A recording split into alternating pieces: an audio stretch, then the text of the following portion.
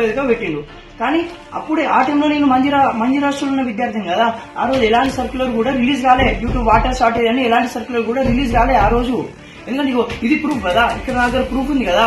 ఆ రోజు అల్యూమిని ప్రకారం మీరు వెళ్లిపోవాలని చెప్పింది తప్ప వాటర్ షార్టేజ్, ఎలక్ట్రిసిటీ షార్టేజ్ వల్ల మీరు వెళ్లిపోవాలని 2023లో ఎప్పుడైతే బీఆర్ఎస్ ప్రభుత్వం ఉన్నదో అప్పుడు చెప్పలే. ఎందుకు ఇలాంటి ఫేక్ పెట్టడానికి కారణం? ఈరోజు సీఎంఓ నుండి ఈ ఫేక్ లెటర్ రిలీజ్ అయింది, ఈరోజు నీ తొత్తులా ఇలాంటి ఫేక్ లెటర్ పంపింది. ఎందుకు ఇలాంటి 2023లో ఇలాంటి సర్కులర్ వచ్చిందని ఎలా మీకు కొంచెం సిగ్గుండాలి కదా రేవంత్ రెడ్డి గారు. అంటే ఈరోజు రాష్ట్ర ముఖ్యమంత్రి కేసీఆర్ గారు ఈరోజు రాష్ట్రంలో తిరుగుతూ కరెంటు సమస్యల మీద మరియు ఉస్మానియాలో జరుగుతున్న సమస్య మీద మాట్లాడితే మీరు కేసీఆర్ గారికి అది ట్విట్టర్ వేదిక కాబట్టి 2023లో కూడా బీఆర్ఎస్ ప్రభుత్వం హయాంలో కూడా అలానే జరిగిందని చెప్పేసి సిగ్గుండాలి కొంచెమైనా. నేను కదా హాస్టల్ ఉన్నాయి, నేను సాక్షి నేను కదా అక్కడ ఉన్న విద్యార్థిని, మా వాట్సాప్ గ్రూప్ లో కదా ఆ రోజు ఇలాంటి వాటర్ షార్టేజ్ లేకుంటే ఎలక్ట్రిసిటీ షార్టేజ్ వల్ల మేము హాస్టల్ క్లోజ్ చేసినామని 2023లో మే నెలలో ఇలాంటి సర్క్యులర్ జారీ కాలేదు.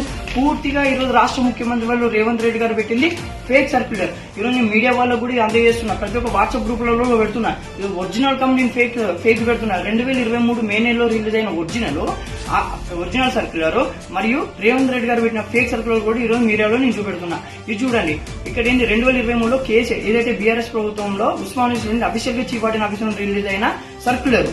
ఇది రేవంత్ రెడ్డి గారు ఈ రోజు 2023లో బీఆర్ఎస్ ప్రభుత్వంలో రిలీజ్ అయిన పెట్టిన ఒక ఫేక్ సర్క్యులర్.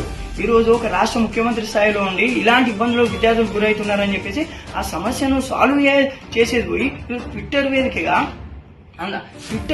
అంత దారుణమైన న్యూస్ ను ఫేక్స్ అది న్యూస్ ను బీఆర్ఎస్ ప్రభుత్వంలో అయిందని ఎలా పెడతారు మీరు రేవంత్ రెడ్డి గారు? కొంచెమైనా సిగ్గుండాలేదో కాంగ్రెస్ నాయకులకు ప్రతి ఒక్కరికి. ఏదో బట్టి విక్రమార్క ఒకటి మాట్లాడతారు, మీరు ఒకటి మాట్లాడతారు. ఇలాంటి నీచమైన రాజకీయాలకు మీరు దిగజారుతున్నారు. ఈరోజు మా దౌర్భాగ్యం తెలంగాణ రాష్ట్రం మేము నిజంగా ఈ రోజు మేము బాధపడాల్సి వస్తుంది. ఎందుకంటే రేవంత్ రెడ్డి గారు ఓటుకు నోటు కేసులో దొంగిన ఒక దొంగ ఈరోజు రేవంత్ రెడ్డి. అలాంటి దొంగ మళ్ళీ ఈ రోజు ట్విట్టర్ వేదికగా దొరికిపోయాడు. ఈరోజు ఫేక్ సర్క్యులర్ ఒక సీఎం స్థాయిలో ఉండి ఫేక్ సర్క్యులర్ రిలీజ్ చేసిండు. ఇది చాలా దారుణంగా మేము ఉస్మానియా యూనివర్సిటీ విద్యార్థులం తీవ్రంగా మేము ఖండిస్తున్నాం.